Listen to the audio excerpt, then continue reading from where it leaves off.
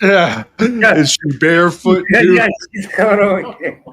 Uh-oh, the frying pan. Yeah, This is Hannibal here, by the way, fans, and we're back. He was here yesterday. He's here again today. The father of Samantha Starr, one half of the NWA Tag Team Champions. He's wearing the shirt, Mid Atlantic, Mid South Wrestling, WWE, WCW superstar. Sam Houston, the brother of Jake Roberts and Rockin' Robin, the son of Grizzly Smith. How are you today? I am doing great. You know, every day for me, Hannibal, is really such a tremendous blessing. You know, when you've gone through, or when you've gone through what I've gone through with the cancer and everything else, you tend to look at everything a whole lot different. I give thanks a lot during the day.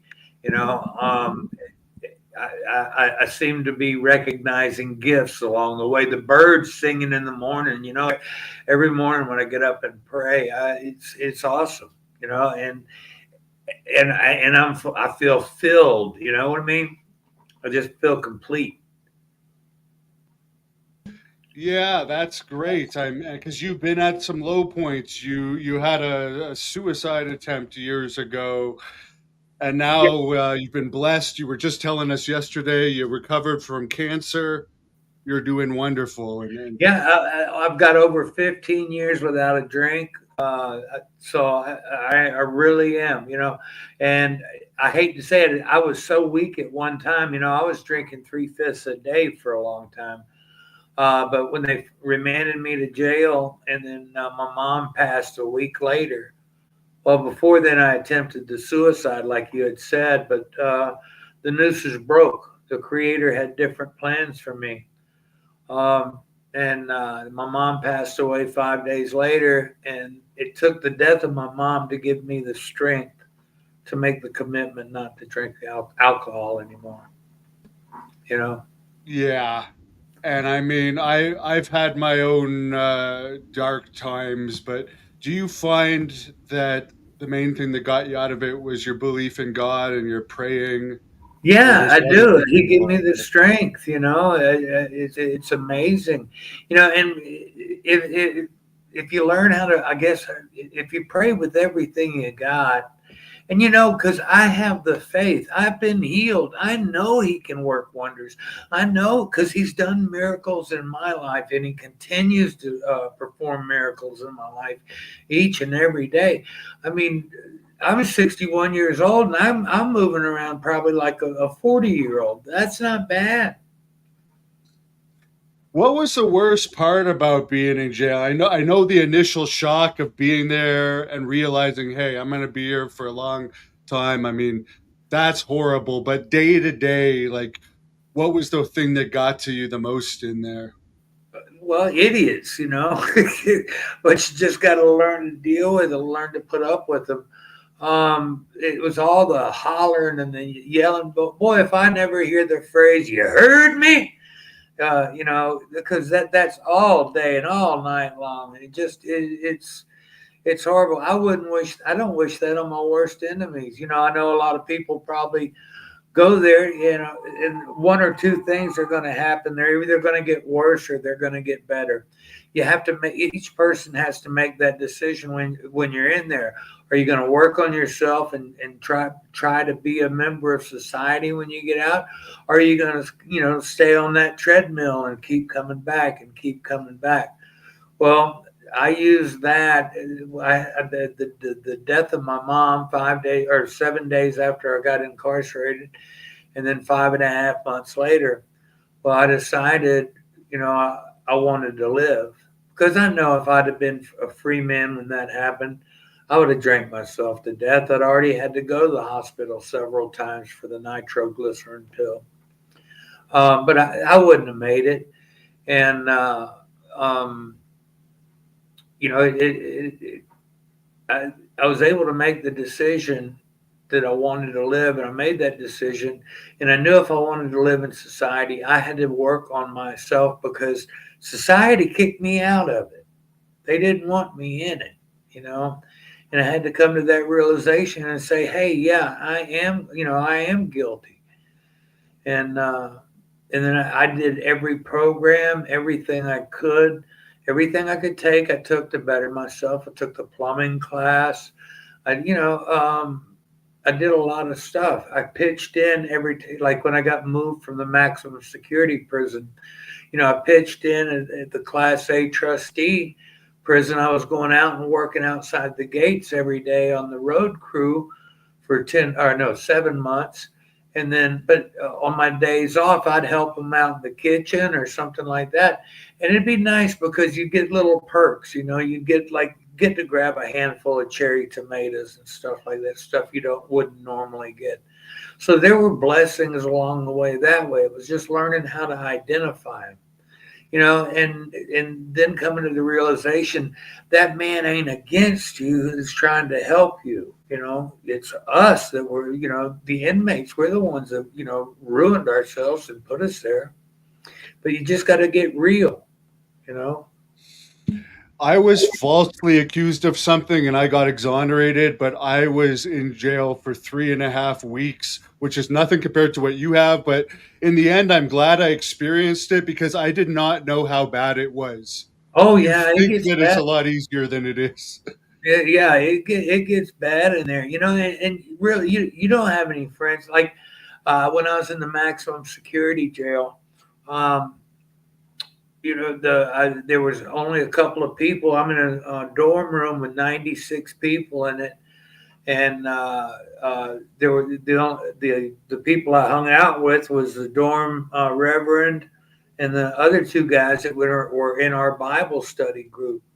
And then when I got in my big little altercation there, which was a blessing to me, but when that happened, I told them before I went in, I said, "Don't get involved."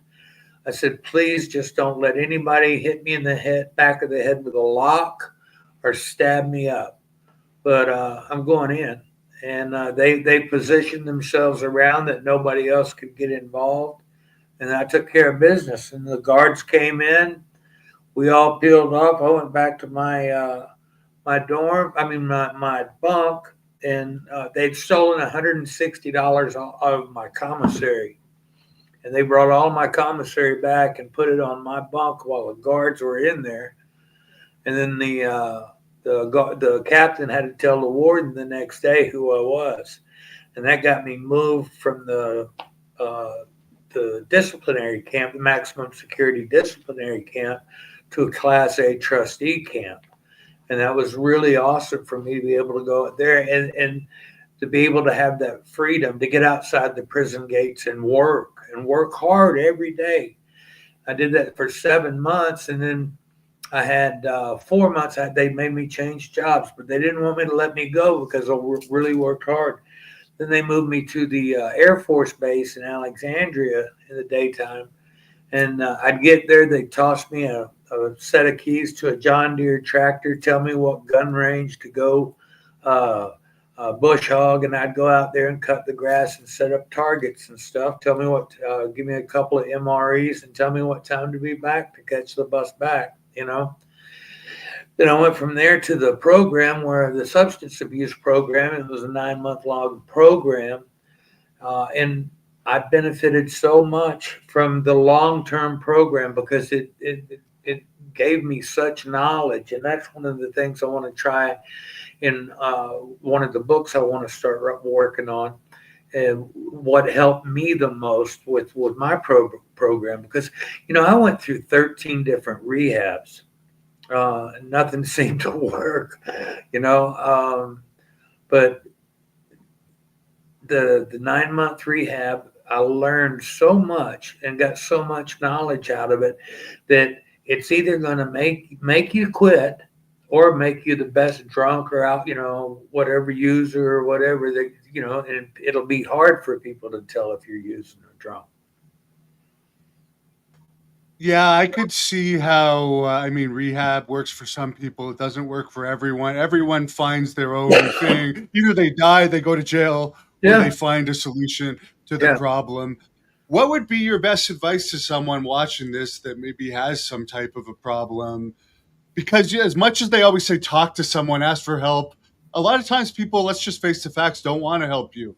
yeah, a lot of times people don't want to help you, and you've got to really look in that mirror, and you've got to, the fourth step is that self evaluation thing, where you got to get real honest with you. And the way for me to do it was to get in front of a mirror and then look at that man looking back at me in the mirror, and then trying to know that person and what's behind that person, because you know that you're better than what you are, the level that you're performing at, and you got to come to grips and be honest that you're not, that you're not all that, and you got to come clean. You got to be honest with yourself. It's a self inventory, and once you find that inventory, you work on it. You know your weak spots. Then you can work on your weak spots to make them your strong spots, strongholds. But until you get honest with yourself, you can't. And I don't want people rushing away and going, no, there's no hope, because there's always hope. You know, wrestling, man, teaches you when you get knocked on your back, you get to your belly. When you get to your belly, you come up to your hands and knees. When you get to your hands and knees, you get on your knees. Go ahead and pray, and then stand up and go. You know, life is like that too. I told my wife the other day, she made me this beautiful beaded bracelet. She's doing the final touches now. It's just awesome.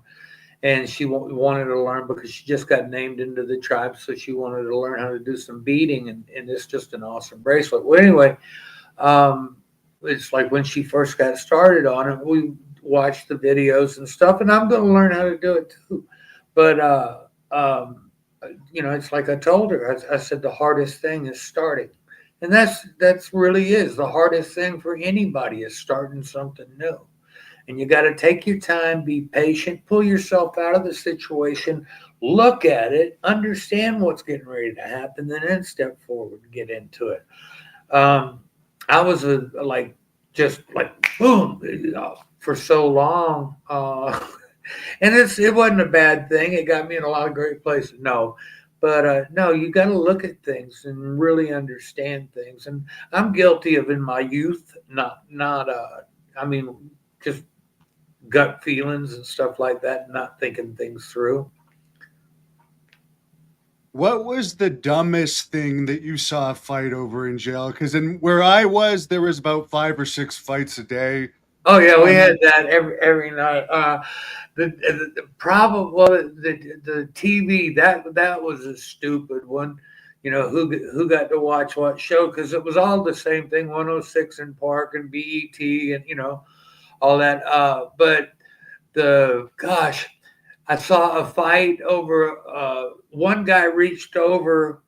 They were getting their lunch, and the one guy reached over to get the next plate because it had a bigger chicken leg on it. And then two boys went at it. Two guys went at it in the chow hall, and then all of a sudden they got closed down, and nobody. I mean, they didn't get to eat. They got pulled out of there and given a sandwich. But dude, anything. I mean, it was stupid stuff. I seen a guy kick somebody's shower shoe. Now, the guy that got his shower shoe kicked had just smoked one of the Mojo. Uh, oh, the not the smelling salts, the fake pot, the Bob Marley or oh, whatever, yeah. whatever. I seen a lot of stuff happen with that. Oh, just people start curling up and talking like a mummy and stuff. It was wild. But anyway, one boy had just went and bought one for $2 from a guy, smoked it with him in the bathroom. He came back to his rack, which was right in our area. The guy came back with him, talked to him for a minute, and kicked his shoe, his shower shoe. I don't think the guy even saw it, but he was so messed up, he was going to go beat him up for disrespecting him. And we're telling him, dude, you smoked some of that Mojo, you're in no shape to go over. Dude. We tried to stop him. Finally, when we knew he was going, he was lacing up his tennis shoes on, and this was in work release. And so me and my buddies, we went back there just to be there, kind of. And our little friend got up there, and the guy, and he bought he had bought the joint from this fella. Starts to go at it. The guy told him three times no. Three times he told him no, and he didn't want to listen. So he got his head stuffed. He got whooped on, knuckle bumps on his head, and then he got his head stuffed in the toilet and flushed a couple of times, and it was over. But that's something. You see some stuff. Yeah. And where I was too, like for people that don't understand just the how terrible it is, you have to like pee on your knees. Did they do that in yours too? Like at night, if you try No, peeing no, standing up, people will get all pissed off at you that no. you're In waking them up. most of the dorms, if you were in a big dorm, they had a urinals and five or six toilets, and anytime you needed to go. It was when you were in your cell or something like that, you had the little silver one-hit wonder thing that serves as your toilet, your washing machine, your sink, all that stuff. Um, yeah, jail ain't nothing nice, and I don't want anybody to really go there. It's not a fun place. Uh, Yeah. but you know, Coloring was big in mine. You have all these guys that like to color, and at one point, I mean, someone asked me to did a favor for me, and in exchange, I had to color something for him, and he's like, "Oh, this is fun, isn't it?" I'm like, to be oh yeah, honest, I don't like you know, coloring, and then you're afraid everybody you're gonna screw it up. Yeah, everybody has their hustles. Like one guy used to make, greeting cards and stuff like that, so you can send your family or for birthday cards because you don't get a Hallmark, but you'll find somebody and he'll get some thick paper stock and he'll fold it together and then he'll do, draw you really nice birthday cards or Christmas cards. There's all kinds of like little separate hustles along the way that you can, I knew one guy. And his deal was off the commissary. He bought a can of black shoe polish, and he had a rag, and he would shine shoes for all the COs, and then he would get paid on the books for that, and then he could spend something on an account. There's all kinds of things that like. I worked hard, and I ran the compound fuel station at the J. Levy Dabbitt. No, that was the Class A trustee camp. Fort Wade was the drug program. At Fort Wade, I ran the compound fuel station, and I had that job for about 10 months until the prison closed down, and then I went down to work release from there. And it was rough because they never looked at your job. They don't look at your resume. They just get you any job they can. They put me in a shrimp factory, and I'm allergic to shellfish, and my hands were the size of baseball gloves. After 4 months, I saw the warden on a Sunday, and he was like, "My God, son, look at what's wrong with your hands." I told him, I said, "I'm allergic to shellfish, and y'all put me at the shrimp house in South Louisiana." You know, well, he pulled me out of there, put me on a fast track, and had all my certifications done that week, and was offshore the next week because they finally looked and saw I'd worked for Brand Scaffolding after Hurricane Katrina. You got a lot of talent as far as working with your hands, don't you? I do pretty good. Like I like making furniture and stuff. I made some cedar furnitures. We did all this behind me. Um, I like making crafts. I made my doghouse 4 years ago out of just pallet boards. But my wife has a picnic table outside, and it's probably 30 years old. It belonged to her grandparents. And when I first got here, she wanted to throw it away and get another one. Well, I took my time with it and sanded it all down and brought the beauty back to it and stained it up. But a lot of it was just, it didn't need staining. And then I used that epoxy, the two-part epoxy, and put that on it, and this thing shines like glass. Oh, we got it outside now, and it's weatherproof, the whole 9 yards. And who knows? Maybe we'll get another 10 years, or we've gotten 4 years out of it, but maybe we'll get another 10 years out of it. I just like doing stuff like that. Little Pepper wants to know if you ever wrestled Barry Harwitz, and if yes, how were those matches? I wrestled Barry quite a few times, and they were okay. They were good matches. I mean, we were always able to get the people involved and give them good competitive matches and stuff like that. There's mistakes here and there that happen along the way. I'm not sure of any that I know of too much. Um, but yeah, Barry was a good little worker. I knew him in the Charlotte territory when he was in here. He wrestled as Bret Hart. That's why he wasn't going to be going to Vince for a long time, under that name. And then he changed it to Jack Hart. And then finally, when he went up and got the job for Vince, he used his real name. I saw him talk another Jewish fella out of his yarmulke on an airplane one time. That he was having a conversation with another Jewish guy, and he told him he was on the road and everything else like that. I'd never seen Barry wear his yarmulke or anything like that, but he told that guy he'd like to have his yarmulke, and the guy gave him his yarmulke. Interesting. Yeah. Someone on here wants your thoughts of Sunny being in jail until 2039 after she killed someone while intoxicated a number of years ago.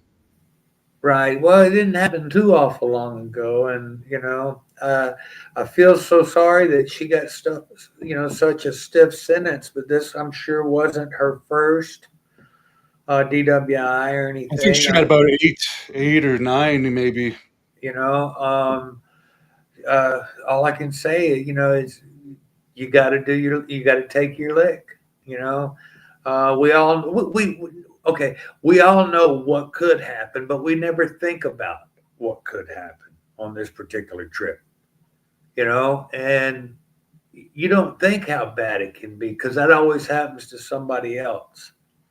But when you get locked up and you take your lick, you don't really have a whole lot of compassion for other people, and you're not really looking to cut them a break because you want them to do your time because you did your time. I did my time, and and I'll be the first to admit it. It was my stupidity. But I grew up in a culture where, hey, you got to get to the next town, so you're speeding and drinking, and after the matches, you're drinking a 6-pack or a 12-pack or a bottle of wine or whatever, and you're taking chances. And a lot of that is just not thinking, you know. Please, though, I got to tell you about Pat Rose real fast because I really want to tell the folks about Yeah, this. please do. Okay, well, you'd asked. We talked about Pat Patterson last night. Well, Terry Garvin, and I think that was part of the Jim Powers thing too. He was involved with that. Well, Terry, when he was wrestling in the NWA for the office, after wrestling, he worked in the office in the Central States area, and he was one of, I guess, the office guys. And one of the things Terry Garvin used to do, the main event would be in the ring or something like that. And, Terry would go and turn the lights out while the guys are nobody would know what's going on, and they'd stay out till somebody found a light switch and finally turned This it in back. WWE? Huh? No, this was Listen, Central States. But oh, here's okay. what WWE did with it. They think, hey, that's not a bad idea. So they used it in a couple of angles that way, or made something significant out of it. But anyway, Terry was already gone when I got to the Central States area. But when I got to the Central States area, we talked before about this a little bit. When I got to the Central States area, the guys there, and George South is still wrestling today too. But the guys that were there, all good workers and stuff like that, young guys and everything. When Crockett's in the South there, Big Moss, man, he only had a couple of matches on TV. so far. Warlord had only had 5 or 6 matches. Anyway, and a lot of ribbon, the guys messing with each other and stuff. I remember Todd Champion drank a drink that was a flaming drink or something in a bar one night. We had a big party because we were mad. Uh, so Todd was going to drink this flaming drink, and his mustache, his Magnum TA or whatever, that big bushy mustache, caught on fire. Anyway, there was one guy there, Pat Rose, and Pat Rose, what a worker. The guy was great. Um, he's got a fishing show now called Set the Hook with Pat Rose. Great guy, great guy. Anyway, and Pat, I guess he wasn't. He'd done a lot of stuff in the territories, along the different territories in the South and stuff. I know. But anyway, I got to work with Bulldog Bob Brown, and I don't know. Bob Brown he was, I guess, a good guy and everything like that. But I just hated seeing that name across from mine because the match wasn't going to be the caliber that I wanted, and you couldn't get him out of that slow pace and stuff. So they had a we're all blowing this thing off or whatever, and they put a pole in the middle of the ring, and then there was a glove on top of the pole. Well, it's a 10-foot pole, and Oh, Sonny, like a coal miner's glove yeah, match type sort of thing. like that. But they had these iron bars running through across the ring, cutting the ring up in 4 pieces this way. But then with the guide cables coming down from the turnbuckles down, you'd cut your head off. So it was like step over the thing and then under the wire and then over the thing. It was horrible. Oh God. So we're trying our best to have this match. Well, time comes to climb the pole. And I'm all sweaty. Sonny Myers was the referee. And Sonny Myers used to wrestle when my dad was wrestling and stuff. And they had oiled that pole up. And I'm sweating and I couldn't climb that pole. I couldn't climb that pole. Finally, I took a bump out of the ring. Pat had blue jeans on. I was like, dude, if you can't get up that pole, let me get behind and grab that glove so I can go home.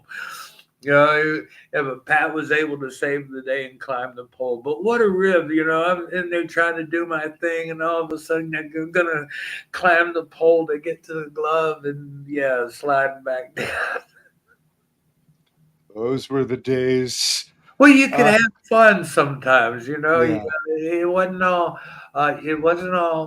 you back then you could get out there and you could actually work and have a match. You could lock up and build that first arm drag up, not boom, ba boom, ba boom, boom. Oh, it takes, so much time to do this spot, blah, blah, blah, cut that out or cut this yeah. out. The first time I walked into a WWE event, and I went to go see Steve Austin. It was 2002, and I'd been out of the business for a while. I was thinking about getting back in and stuff. And I went and saw him down in New Orleans, and he was like, "Sam," he said, "the business ain't the same." He goes, "I got to learn all this stuff." JBL came in. I knew him as John Hawk. He was my partner in Texas. He came in. And he said, "Sam," he goes, "I want to say hello to you and talk to you." He goes, "But I've got to go learn all this, my interview." And I looked over at Steve and he's like, "Yeah, it ain't like what it was." He said, "You can't go out there. They don't tell you points and then you could just go and you take over. No, they've got people that do all the writing and everything else." So I was sitting there going, wow. And then I go over, they had me go to the catering thing. And I think I was talking to Michael Hayes and I talked to somebody else. It might have been John Laurinaitis. And somebody had left their uh, match layout typed up on the table. So I look at the thing and it's got the whole the match move for move laid out on this piece of paper. And I'm looking at that thinking, well, to me, it doesn't work because you lose that human emotion. If I'm just a programmed character, with no human emotion, what are the people going to hook into with me? They're not. They're going to hook into bump, bump, bump, bump, spot, spot, bump, bump. No actual competition. With us, you could work a finger lock for 5 minutes, and do a wrestling move out of it and pop the people with one thing instead of killing yourselves with all this bump taking and everything. I know when I was younger, I took some crazy bumps. I took some really good bumps, but I was always pretty much safe or pretty much lucky. Yeah, and to me, that takes the fun out of it when you have to remember it. I like to just fight. I like Yeah, to go sure. and Let's yeah, get in there. Let's lock up and go have fun. I've wrestled Marvelous, Mr. Marvelous, James Runyon a couple of times. I first met James at the CACs. I got to tell you, this kid's got talent. Uh, he's got knowledge. He's got skills. The boy can shoot. He knows how to take over. He's a good wrestler, and he's a martial artist and else like that. He's out of Toronto. I met him at the CACs. We've had him down here at the house a couple of times.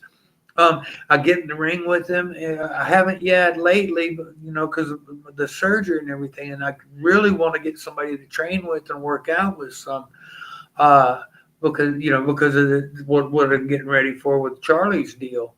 But this guy's really good. I forgot where I was going with that. Well, anyway, I'm plugging Mr. Marvelous. He's a good wrestler. Oh, yeah, we didn't work nothing out. We didn't say nothing. We just got out there, and one time I beat him with a small package, and I got the biggest pop of the night one time just by him putting a figure four on me and me rolling over. But it was yeah, it was the story that we told. And and each time I get him in the ring, I don't want to talk to him beforehand or anything. I just want to get him in the ring, wrestle him, and then let him learn, and then he's got it. It's like that spark. I want to make him think.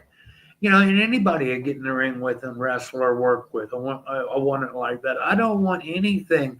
Oh, we know that, I don't want to know what's coming. I didn't like to know who I was going to wrestle before I'd get there. Why you got to worry about Abdullah the Butcher for 2 weeks? Just wait, get to the building. You got yeah, 2 minutes. So, yeah. He's about as easy as you can get, but don't try and chop him. He's one of the easiest guys you could wrestle, but don't try and chop him. He doesn't like that. oh no. Well, I was just very young, and he's the first main eventer I ever beat, and it was in Spartanburg, South Carolina, and I was 20 years old maybe, and he was standing on top of me. He was holding on to the ropes, and he was standing on my nuts, and he wouldn't get off. And Tommy Young counted him out, and he still wouldn't get off. So I got the match. And then Abby, afterwards, he beat up Stony Burke, Hard Rock Ricky Reeves, and Pat Tanaka. Keeping things because they were coming to carry me back to the dressing room. Abby'd been and he's no light man. So anyway, I'm Sis Ellen and everything, and so Abby goes through that. Then finally, I just grabbed the bell from the timekeeper and went over there and clocked him in the back of the head. And then we got back to the dressing room and went back to Charlotte. But he's the first main eventer I ever beat, and I was like 20 years old. So that was cool. I But never heard of this, but Lewis is asking, do you remember the botch that Mick Foley did in your match with him that almost got him fired? no, it didn't almost get him fired. He just he uh, he just missed something. I had said something about watch the elbow or something like that, and I guess something happened wrong. I don't know. Maybe he watched it. I don't know. But we went home real quick right after that. You know. Interesting. Any memories of your match with Steve Austin? Speaking of Steve Austin? Oh yeah, Steve's the reason Charlie and I went to Japan so many times. I had torn my thigh out in St. Louis, and my dad he had driven the shop from Atlanta. Well, I couldn't fly, so he drove me back with him, and then I was icing my. Actually, I drove and he slept. I was icing my leg the whole way. Well, the next day Now Steve and I had worked for when well for Watts. We'd worked a couple of. I think Steve was there. I think he I don't might know have. about Watts, but he was in Jerry Jarrett's territory in Yeah, I both wasn't listening Dallas to and Jarrett's, okay. but yeah, he did come in there for Watts, I think, briefly. Well, anyway, uh, so we worked there, and then anyway, it was a double shot the next day, Columbus and Atlanta, and I had torn my thigh with with diamond stud Scott Hall the night that night. So we go the next day, and that morning I get up. My dad comes in to my room, and he has this stuff called eucalyptus mint, and then some Saran wrap, and he wrapped my leg up, and made me sit in a hot tub. And I'm like, Dad, I can't work. And he's got, you're gonna work, you're gonna work. So we go to Columbus, and I had to work with Steve both times. And Steve was great because I was able to stay right by the ropes and able to pull myself up with things, So I was we were able to have a great match and everything. And um, when I come back from the ring in the Omni, Matsuda and Baba and everybody were there. And Matsuda I'd known since I was a little kid. And when I was, 10, 11 years old, he was talking about my dad about me going and training in the dojo in Japan with their boys. And that wasn't for me.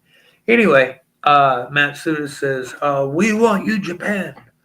And I said, why? I said, I'm hurt. I didn't perform well and everything else. He goes, you know, pussy.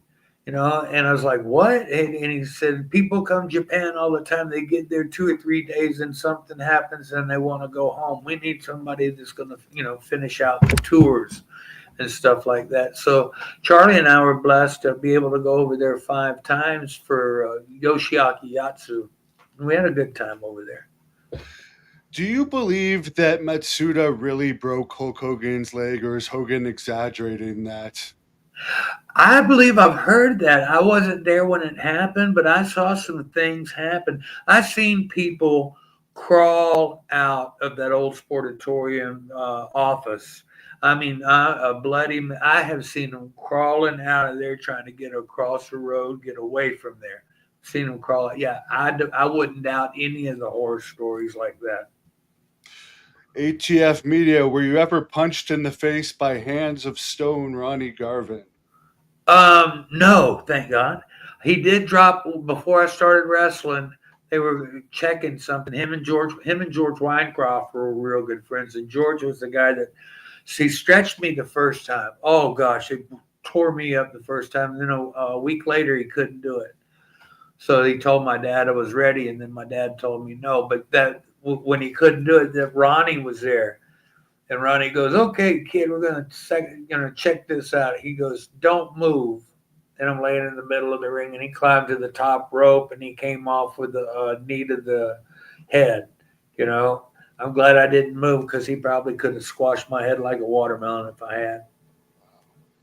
Someone asking if you ever wrestled Tito Santana. You both probably would have been baby faces most of your Yeah, no, careers. I've never wrestled Tito Santana, but talking about baby faces, one of the best baby face matches I've ever been involved with, and I got to give credit. It was me and Ted DiBiase and Chris Adams and Terry Taylor. We did like a 10-minute Broadway on Bill Watts's UWF show, and I go back and I look at that thing, and what a really good match.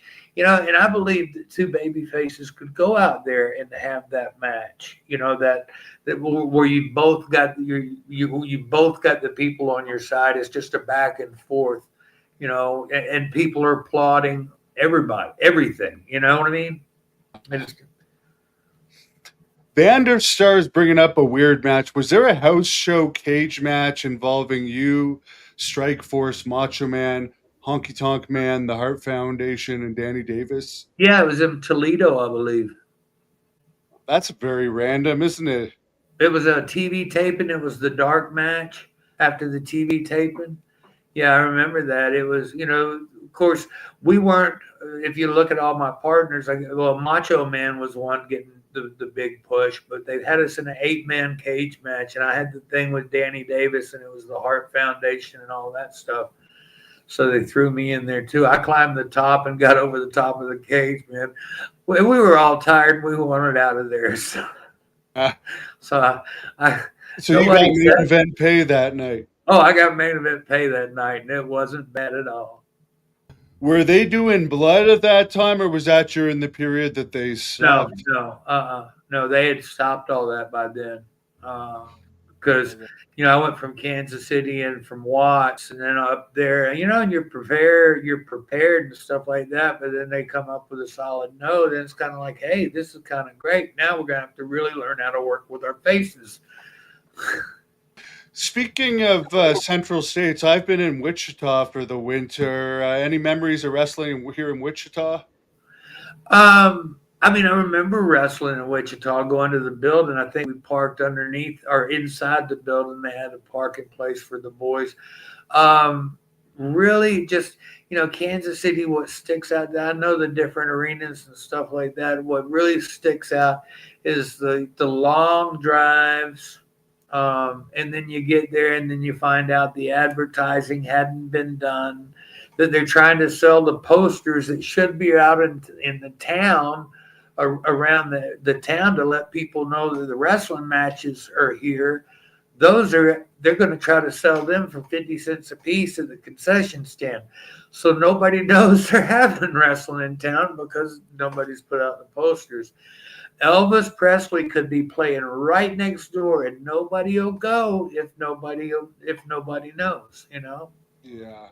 I And hear that's the that problem we it was had a there. bad territory, right? I know Harley was over in Kansas City, but the promoting of it wasn't actually good, considering there is actually good wrestling fans around these You've got areas. great wrestling fans, and that's what happened when I knew I had a kind of a following because but first of all, for the NWA or for the Geigel or whoever, Geigel and them had it. Then they sold out to Crockett, and we went over there. Well, they were in these horrible buildings. In the Kansas City, you had to walk 2 blocks through the hood, and there was only parking enough for maybe 15 cars there at the building, in that municipal auditorium or whatever. So you're in a bad section of town. Nobody wants to bring their family to. Heck, Nicola had to pull her gun out one night to get out of there. Uh, all kinds of, people don't want to be. They want to be safe. So after I had been in Kansas City 6 or 7 months, and we left there, and I went to work for Watts. Where's Watts? Boy, he brings me against Eddie Gilbert in Kansas City at Kiel. Uh, and I think we did like 155 grand. It wasn't just me and Eddie; it was all of Bill's talent, and his show and everything. But we did 155 grand or something, and I'm sitting here. The most we did for we were averaging 3,200 a week over it, for NWA. They were into the product, and they knew who I was because I was fresh in from there. And I had a lot of following there behind me too. It was really good. But I think Kansas City probably was set up for failure. Is it true too that the shows were really long and they would have two intermissions? We're in Kansas City. Yeah. Like, Um, I don't remember okay. because I mean I like to keep everything, but I wasn't running the towns. I know a lot of places like to do a 5 minute intermission, yeah, but between like the third and the fourth match, and then between the fourth and the fifth, you give them a small intermission, a 5 minute intermission, which is a little bit longer than two guys walk. I mean, guys walking to and from the ring, and then give them a 10 minute intermission right before the main event. Do you have any Harley race stories of any of his fights or drinking exploits?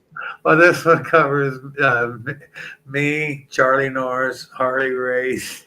Anyway, so I'd come to visit my dad. My dad had to have his stomach removed, and so I'm living in the hotel too, and I'm training Charlie at the power plant because he had been, I guess, having some problems. at the power plant. So I got him at the power plant, and that first day we got in the ring, just everything stopped, and everybody was watching us. Well, I had just got over being paralyzed the second time, partially paralyzed the second time after the Northridge earthquake, and my career was over, but I still had a love for the business. So I went and I worked out with him. So every day we started working out, and we'd work out for a couple hours a day. So anyway, he finally well, he's I'm at the hotel. I'm not on any shows or anything. Like every once in a while, I'd ride to the show with him or something, or him or my dad or something. But my thing was staying at the hotel and being in the bar. And anyway, we had gone. We'd been working out for a while, and he was talking to me, trying to get me to get back in the ring. And I told him, I said, I've been hurt. My career's over. And he's like, Sam, he goes, I'm 6'6". I weigh 295 pounds. He said, we get in the ring. He goes, I'm giving you everything I got, and I can't do a damn thing with you. You need to be back in there. So we talked, and I decided maybe if it was on a tag team thing, I'd do it. Well, anyway, I would going around and stuff, riding with him and everything. We come back from center stage, and Harley is in the bar, and he's at a table with about 6 or 7 of the developmental guys, the guys going through the school. So Charlie and I, we stop at the bar. We both get us I get a Crown Royal, he gets a brandy, and we both grab a beer.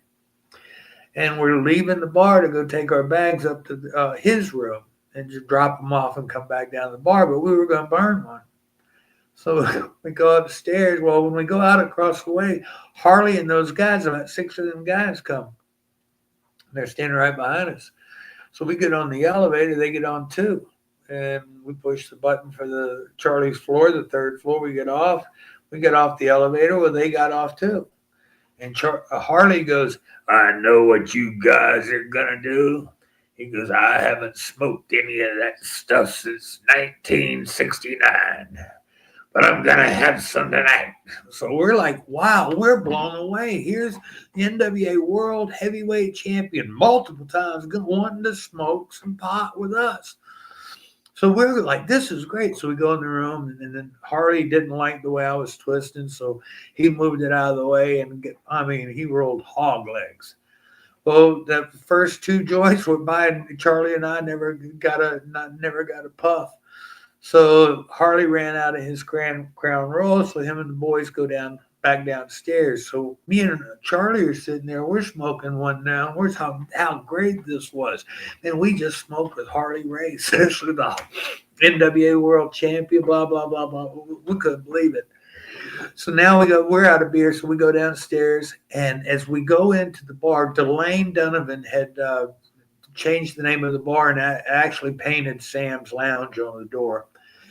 Excuse me. As we go in, we look at it because it's mirrored, and Harley's got all the tables moved out of the middle of the floor where they were sitting. And he's picking this guy up, and he's slamming him down, and he's suplexing this guy, neck breaker. So me and Charlie, whoa, this ain't the place. So we go around back through the restaurant, come all the way back around. The time my dad was sick, I had a pass key that I could get through all the doors and stuff. The cooks used to make him prepared meals. That way, all I'd have to do is go to the kitchen and heat them up. He could only eat 4 ounces of food at the time. So Charlie and I came through on our hands and knees underneath the table by where the band, by the stage where we were. And we're sitting underneath there, and we got one of the waitresses, and she's bringing us our drinks under the table. We're sitting there, and Delane come through, the manager of the hotel, Delane Donovan. What a sweet lady. That's a good friend. Anyway, she stooged Charlie and I out to Harley. Here they are. And that man starts that slow. He's coming after us. He's been drinking. He's smoked up in the whole 9 yards. He chased us all over that hotel. He would not let him close the bar. The bar was still open at 5 o'clock. One time, Charlie and I were hiding in a food pantry, a Leeward food pantry, and Harley was smoking his cigarette in front, looking around. But every time he'd almost catch us and we'd get away, get away, get away. And finally, Delane said, "Would you please let him get you?" He said, he won't let us close the bar, and we need to close. It's 5 in the morning. I was like, okay. So we walked through the bar. I said, "Okay, champ." And I gave him my head, and he put me in the front face lock. And we did. I sold it real good for him. And, he didn't hurt me or anything because I'd given in to him. And then I talked to Charlie, and Charlie was apprehensive. I was like, "Oh, come on, it'll be okay." So Harley did it to Charlie, and Charlie, put him over some. But all the other guys all beat up and everything. So we're getting ready to walk out, and Delane and lock the bar, and everybody's gone upstairs. And Harley goes, I need a drink. Well, I had a key. So I go back and I'm going to use the key, but Harley gets in there and he beats me to it and he grabs the lock on the liquor cabinet and he just squeezed it and broke it. And then we had Crown Roll all morning then. And then you probably wrestled that night too. No, not probably that night. I think I was still working on it. I hadn't got the job yet. Could I hear some more of that Harley impression? That's a pretty damn good one. Oh, well, okay. Well, I was in here's a good one. You're like, okay, I'm in a battle royal for Vince in Knoxville, Tennessee. I go out of there, and it's a battle royal, and the deal. Just go, just do your thing. So I always learned the safest place in a battle royal is to get in the corner. So I got my butt standing in a corner and I'm looking around at everybody, because this way I can just grab the ropes and jump over the top if I need to. So Harley comes over and he goes, "Hey, kid, you know how to get somebody out of a battle royal before they want to go?" And I said, "No." Then he reached down and grabbed my nuts and he squeezed and twisted them. Dude, I hurdled that top rope. I'm over there about second row grabbing my stuff and he's going, Yeah, Harley was great. So, Oh, boy. How long did it take to get back used to that? Well, I think later on, later on, maybe the next day or so, that he was something, but he had respect, I guess, for me because when I came to Atlanta and my dad got sick, instead of, I guess, taking off, which a lot of stuff had happened, and I didn't know still what all the trauma was, all the accusations that wasn't going on at that time or hadn't happened yet. And so my dad's stomach went out on him and he got staph infection. And when I pulled him out of the hospital, he had the wound was about 9 inches long. You could stick your finger about that far into his guts, anyway, I had to fill it in with Caldestat and Mesalt tape and things like that every day and change the bullet, change all that stuff and wash the infection out 3 times a day. And Charlie was with me to help me with all that because my dad wouldn't take any pain medication. And one of the things I would have to do to help my dad rebuild his strength. Pain medication? Are you kidding me? No, for stomach removal? Yeah, he had Charlie would put his arms up like this, and Dad would grab his forearms, and you just squeeze. And I'm poking with a big long wooden Q-tip. I'm poking cotton ball with seaweed in it, Caldestat, and then hosing it down with saline solution to pull the poison out of his body. But I would get Dad up every day and walk around the swimming pool 5 or 6 times at a time, to build his strength. And Harley would see me doing that, and he had a respect for me for that, I guess. There's someone on here asking if you have any Jimmy Valiant stories. Oh, Boogie Woogie. Well, I mean, he was just a great guy to be on the road with and stuff. My grandmother, I guess some of the best times were I would take my grandmother on the road with me sometimes to shows in Greensboro and stuff like that. And I give, Jimmy would always want to ride with me and stuff like that. And he was always a perfect gentleman to my grandmother and stuff. But my grandmother didn't know that she had met him years ago in South Louisiana when he came in. She loved him to death as the boogeyman. But when I told her she was handsome Jimmy Valiant down in Louisiana, she didn't like that too much because he had been a heel working against my dad.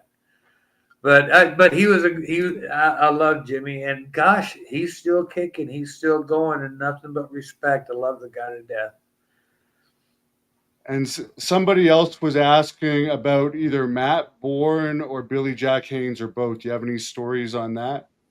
Not really. I mean, from what I'm learning now, Matt had gotten to be a loose cannon. When I knew him, I guess I was there in South Louisiana when the thing happened with him and Duggan, but I wasn't in the dressing room that night when all that happened or anything. Were you there for Sting and Dick Slater by any No, chance? I got there after that happened. Do you Yeah. know the true story on that? Just to go back, but I've heard a bunch of different versions.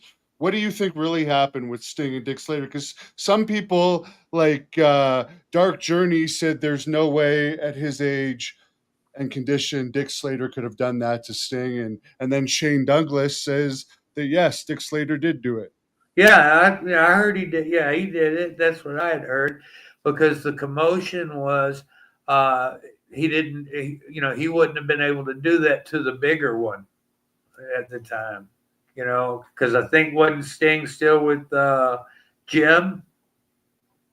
Weren't they together at I that think it time? was just after Jim left because Jim had his falling out with Bill, right? Maybe you could Yeah. clarify that too, Oh, well, because I hadn't got there yet. That oh, okay. happened, yeah, because when I got there, they were pushing Sting and Steiner together, and I got to work with those guys just quite a bit. And had a blast with them. I knew Sting would be good. He was good then, you know. He was coming into his own and stuff, and I think Eddie Gilbert did nothing but help. Because I know they were riding. I know they had their little clique, and all the boys would ride together. Those trips were some hellacious trips. But the guys would ride together, and after the show, you dissect it and you talk about it, and that's where you learn. And I think Sting probably picked up quite a bit there. Were you there when John Tatum killed the guy in that accident that Bill Watts said he had to pay a ridiculous amount of money No, I for? don't think I was yet, because when I got there, Missy and Eddie were already together, and I think Tatum was gone.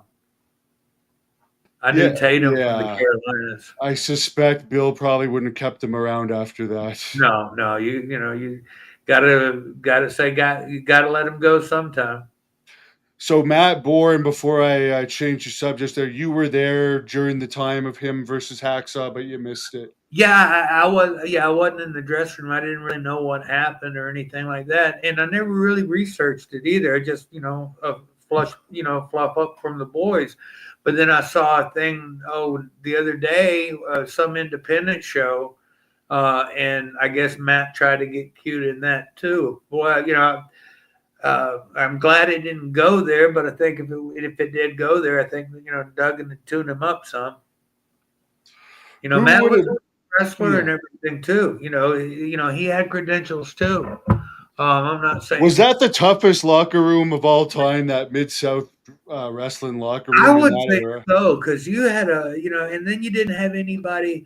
Well, you never had anybody regulating how much steroids and stuff like that's going on behind the scenes and stuff. But you put all that artificially infused courage in people and badassness. Stuff's gonna happen. People just look at each other and they want to go, throw down. But if you're all working together and you have one common goal, and that's to go out and make money, it's a different story. But a lot of people lose it. This guy don't like what this guy did. Oh, he did this girl or something like that, or that's supposed to mean my girlfriend when I'm in that town, or you know just stupid stuff. Yeah. Terry Taylor was in the office there. A lot of people say he's a stooge. you're a very neutral guy that pretty much tells it as it is. What's your opinion I on wouldn't. I, Terry? I don't know. I wouldn't call Terry. I wouldn't say stooge, but he would fall underneath that. It would fall underneath the terminology. But Terry, I think he actually, you know, was trying to help. He wasn't trying to tell on people. He was trying to better the product, maybe, and he felt that if he was asked for his 2 cents, he was going to give it. And then a lot of Terry's problems were a lot of times he wasn't asked for his 2 cents and he gave it anyway. And I think that's one of Interesting. the things that happened to him in WWF. And last thing before I get into what you want to promote here, Ted DiBiase, what do you think about his genuineness and sincerity regarding religion? Um, well, regarding Word, I've got high respect for him.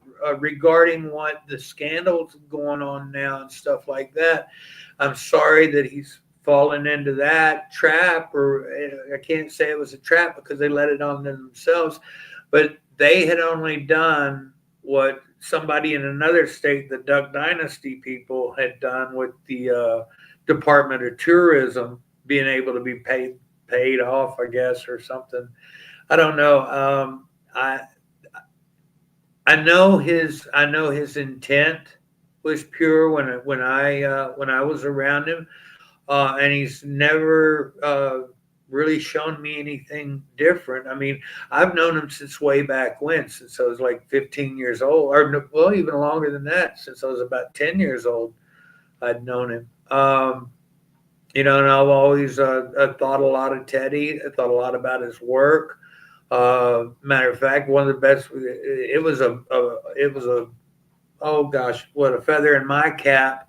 To me, I felt the times I got to tag up with him, uh, and then he turned heel on me in Houston. So I like Teddy. I love Teddy. I feel bad about the trouble. But like I said, they brought it on themselves. And I don't think he willing. I don't think they wanted to go out and be fraudulent or anything like that. I think they saw, oh, this is how this company is doing it. We should be able to do the same thing, and evidently they did do the same thing, and then now they want to pull it back. Makes sense. And my personal dealings with him, I mean, I've never had anything bad with him, but I don't know him that well either. Yeah. Um, I know he's not as much of a partier as he was in the past. I Oh mean, no, he no, referred no! himself Yeah, to back in the religion. day, boy, he could party. Roger one time, my sister Robin and I, we were young, maybe 12 or 13 years old, and Teddy was there, and we told him that in back of the Roger Coliseum that it was an ancient Indian burial ground, and that you could go out there and you go, "Oh, great Indian chief, what did you do to be buried in such an unholy place?" And you will hear him say, "Nothing at all." But you got to say it like that. We had that fool out. I mean, we had Teddy out there yelling at the top of his lungs, "Oh, great Indian chief, what did you do to be buried in such an unholy place?" And he's listening for nothing at all. And that's what he's getting, nothing and nothing. Do you get it? Yeah. Yeah. Teddy was good. Teddy's always good for a rib or a practical joke, something. I Yeah. don't know who the hardliners are, by the way. There's some fan asking about the hardliners. Do you know these people? Would that have been Murdoch and Slater? Probably. Maybe it was Yeah. before my time. When they put on had the blue work shirts and the blue. Yes. Okay. Yeah, Now I remember. yeah, they were fun. Two I more always tough had guys fun in in that the ring. I territory. always had fun in the ring with Murdoch. He was always. I had Murdoch in a short arm scissor.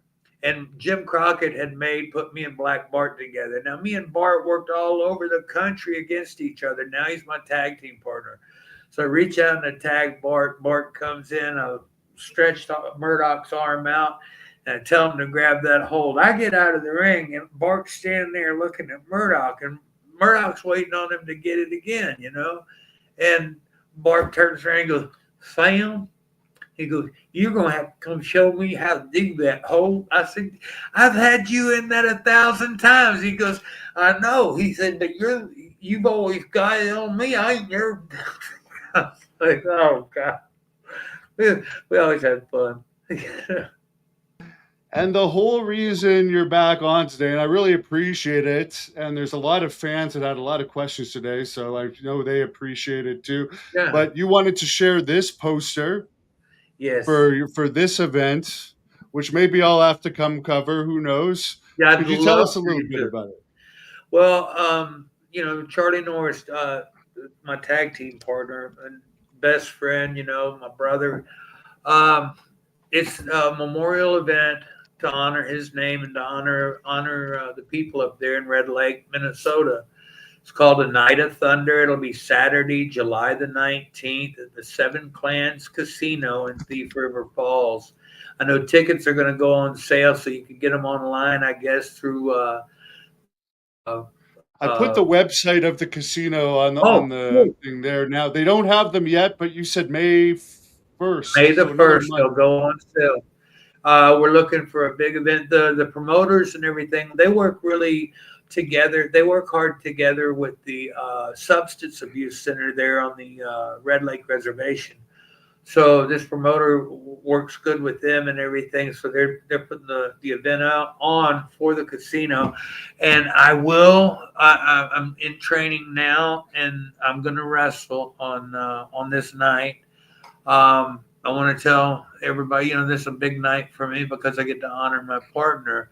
And depending on this night, this could or could not be my last match. I'm really happy in my life. I've been healed with cancer. I'm walking away, but the things I've been being given and through my family up in Red Lake and from Jason Hart, the medicine man who performed the healing ceremony on me, they've given me life back, and that's what I want to give to the people up there.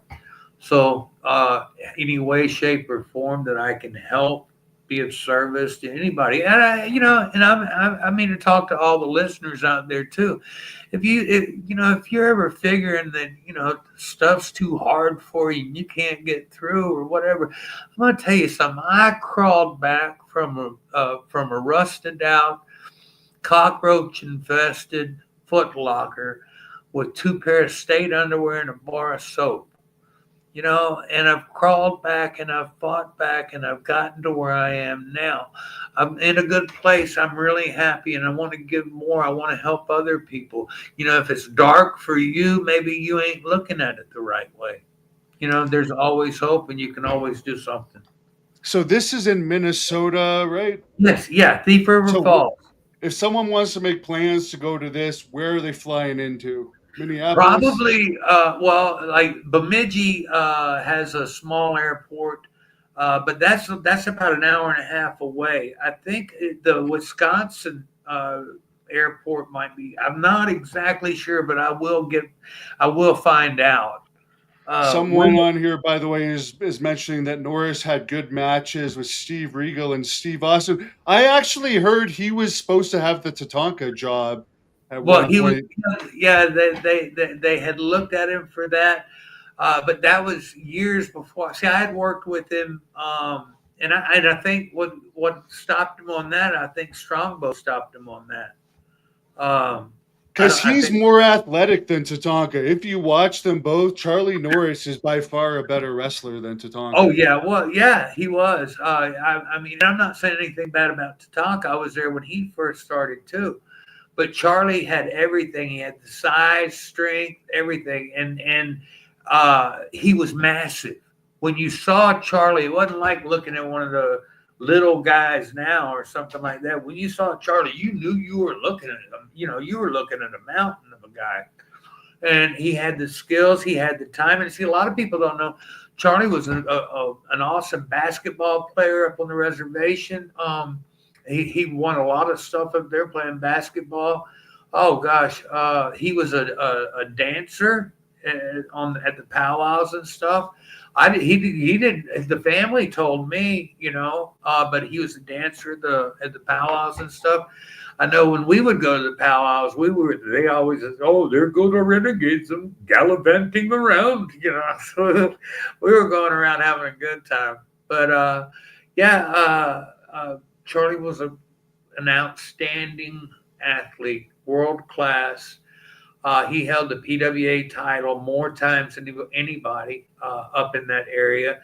He was five-time PWA heavyweight champion of the world. So the guy's got credentials. Plus, he went around the world a lot of. He went way further than a lot of other people have. So I Did get he to wrestle show in Puerto Rico ever? No, he didn't. Not that I know of. Okay. So his big run was WCW, which I guess he took that contract because it was guaranteed money too, right? Right. Yeah, he had that. He had and then he had the contract with them, WCW. They cut him loose. Then Charlie had a lawsuit against them that he won. And then Charlie, let's see, Charlie and I, well, Charlie came out to California with me, and we started doing some stuff, trying to do some independent shows. Booked a couple of shows in Minnesota with a group out of California, and then we ended up going down to Texas and wrestling for the CWA out of the Dallas Sportatorium there, and we had a good run out of there. We were wrestling at the Dallas office was our home office, but that's where we got our Japan and New Guinea tours and stuff like that out of. Well, very interesting. And as I said, I may go down there and cover it, especially if it's going to be a retirement match. So Yeah, I'd I'll love stay in for you to touch with you come, on bro. that. I'd love for you to come.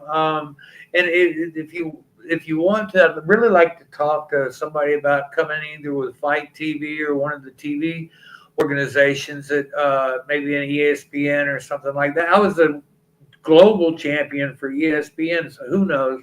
But maybe having a Fight TV. I know what's the guy's name? He used to work for Vince in the TV stuff, Michael something. Anyway, I'll remember it later. But have them come down and film it, see what we can do. I know I'm not real computer literate and stuff, but like if Texoma Pro Wrestling down there can film their matches and put them on satellite so people can see it all, then we ought to be able to come up with something. Yeah, I've been to one of those Texoma shows, but I didn't. I guess when I was there, they weren't streaming it, Oh, so in that must be a Sherman? reason. In Yeah, Sherman? Okay. Oh, I got to tell you. Okay. I worked there. When I got out of prison. Okay. They had hired the wrong Spike Dudley, or so. I don't know. So they called me up and they want me to go to Texas. So I stopped and did a interview for the news in Shreveport at the TV station. And then I go on to Texas and they had hired, I guess, an imposter, Spike Dudley. So they got me there. Anyway, I can't remember. I chased somebody out. But anyway, the guy that announced me was the Tiger King from that TV show on Netflix. So really. yes, Before he was Tiger King or after? this was before. This was Okay, before the Netflix thing. So he had done the announcing there for a few times, and I noticed a couple of times I'd seen him there. And so I was sitting here in North Carolina, and so Kim and my wife and I would get into binge watching shows and stuff sometimes. So she found Tiger King on Netflix. And I'm sitting here and I'm sitting here and I'm sitting here watching it. I'm like, I know that guy. And then it dawned on me who he was. That's the guy, doggone ring announcer from Texoma Pro Wrestling. that's hilarious. Only in the wrestling business do we Yeah, get these. only in the wrestling business do you find stuff like this. Hey, only in the wrestling business, I got to open up for the Who at the world's biggest party, the whole state of Texas, in Houston at the Astrodome, and in Reunion Arena for the show at Texas Stadium. Twice I opened up for the Who. That's pretty cool stuff. Yeah, not many can say that. So, do you want to remind people where they can follow you on the internet? Yeah, you can. Okay. Amy Friggle, our publicist, she runs on Facebook. She runs Sam Houston, and you can find that. Just look for me. And then I have something I play with, but I get a little political and stuff like that here and there with my views, and I really don't look at it. If I like something, I'll share it or whatever. If it's business related, I handle it through Amy. But that page is Michael Sam Houston, and then we also have Sam Houston Fan Nation. So you can keep up with me through there, and just listen to the wind, because I'm sure my name's going to be calling somewhere soon. And I'm going to be there. I'm going to do what I can to help everybody that I can. If I know right now I'm getting ready to start doing a lot of writing. I want to complete my life story. It won't have a good ending yet because I'm not going to be dead, but I'll have. I'm working on my life story. There's a substance abuse I want to work on, and then there's a book I want to work on about meeting Charlie and our life on the road while we were the Renegades. So, keep your eyes out. I definitely will be back. And Hannibal, first thing, anytime we got any breaking news or anything like that, I'm going to holler at you first and give you a first jump to bite at it. Okay. Awesome. I appreciate it. You're one of the good guys in the business. Well, And thank if you. people want to book you for an appearance or anything, or even maybe wrestling, do they talk to your friend, or how do You they can do it? talk to my buddy Will Knight. You can leave me a William Knight on Facebook. You can reach out to us at the Sam Houston, or reach out to us. But if you go through Will, that's going to get to me. William Knight. He helps me with my bookings and everything, and he's there for some management stuff here and there too. So. I really do appreciate all the work he puts into everything. He helped me out at a time when I wasn't doing too good. And he was there for me. And I tell you what, we're going to do good things. He's in a rehab right now. It's not a drug or a substance abuse rehab. It's for his health. Yeah. Will's, but Will started out. I met him. I guess he was over 700 pounds. He's Wow. 400. He's under 450 pounds now. So we're real proud of him. But if you can't reach him through there, reach me through Michael Sam Houston, or reach through Amy with the